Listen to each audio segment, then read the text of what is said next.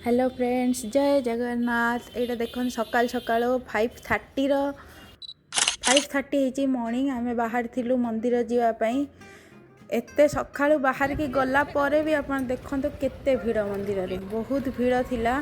प्राय आमे 5:30 रे जाई पहुँचलु मंदिर रे। आमे दर्शन कलु 8 o'clock रे, तापरे रिटर्न कला बेलू 9:30 हो जाइथिला। जेहेतु मंदिर भितर कैमेरा फोटो उठाइबा अलाउ नथिला, सेथिपई मु बाहर जस्ट टिके क्लिप्स नहीं जाइछि। आमे सेठी बाहर मंदिर रु जस्ट दर्शन करिके आसिके आमे एठी देखंतु आमे होटल को रिटर्न करूचु। तापरे रिटर्न करके ब्रेकफास्ट कलु। ब्रेकफास्ट करि सारिके तापरे टिके रेस्ट नेलु, कहीं आमे 5:30 उठिक जाइथिलु। एते टायर्ड हो जाइथिलु, आउ माने रेस्ट नने के उपाय ही नथिला। रेस्ट नेलु। रेस्ट नहीं सारिकी तापरे लंच करिके आम टिके पुणी बीच गलु। एटा बीच रो पिक्चरटा आपण देखुछन, जो वीडियोटा क्लिपटा बीच रो गोटे छोट कंकड़ा थिला, ताको पिला माने ता संगे लागुथिले। माने पिला मानक पई त ए सब जिंस नुआ ना, कंकड़ा गोटे देखिले ताको पूरा आश्चर्य होगी ता संगे लागिचंती, तार फोटो उठौचंती।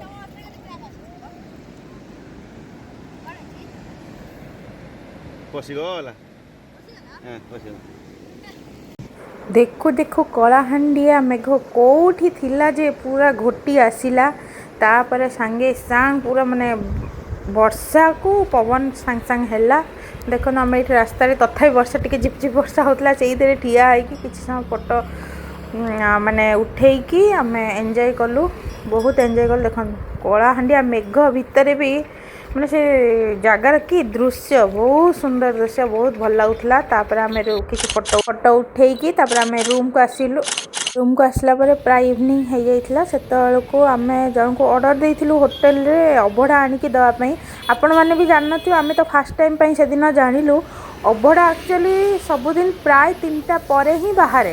आमे गोटाए 2टा बेले जो अबड़ाटा मिलुची सेटा सेई दिनर, किंतु एक्जाक्ट से जिनसटा नुह, एटा माने बिफोर डे रो थाए। किंतु जो दिनर अबड़ाटा से दिन 3टा बेले ही बाहर। आमे से दिन रहीकि जन को ऑर्डर देके आमको से हमको होटल आनिकी देइथिले। आम खाइथिला बहुत माने अबड़ार जो स्वादटा से दिन ही आमे जानि पारलु। नहले आपन जो सेठी जो खाउथबे मंदिर रे, से अबड़ा तो पूरा जेमती कमर्शियल टाइप रो लागुची, आउ तो से अबड़ार स्वाद ही नाही। एबे किंतु से दिन जो दिन हमको आनिकी देले एते टेस्ट आउ एते माने सत्तरे लागुथिला जे जगन्नाथଙ୍କ महाप्रसाद आमे खाउछु।